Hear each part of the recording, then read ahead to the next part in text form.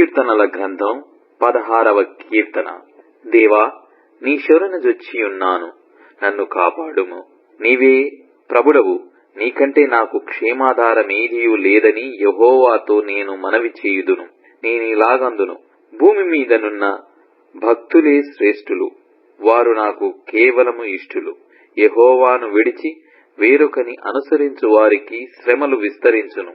వారర్పించు రక్తపానీయార్పణములు నేనర్పింపను, వారి పీళ్లు నా పెదవుల నెత్తను.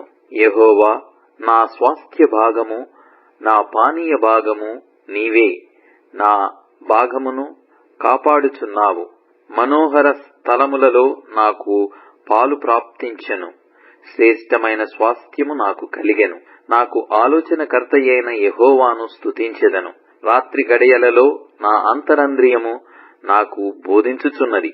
సదాకాలము యెహోవాయందు నా గురి నిలుపుచున్నాను. ఆయన నా కుడి పార్శ్వమందు ఉన్నాడు గనుక నేను కదల్చబడను.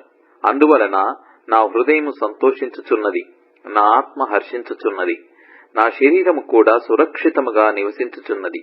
ఎందుకనగా నీవు నా ఆత్మను పాతాళములో విడిచిపెట్టవు, నీ పరిశుద్ధుని కుళ్ళుపట్టనీయవు. జీవమార్గమును నీవు నాకు తెలియజేసెదవు. నీ సన్నిధిని సంపూర్ణ సంతోషము కలదు, నీ కుడి చేతిలో నిత్యము సుఖములు కలవు.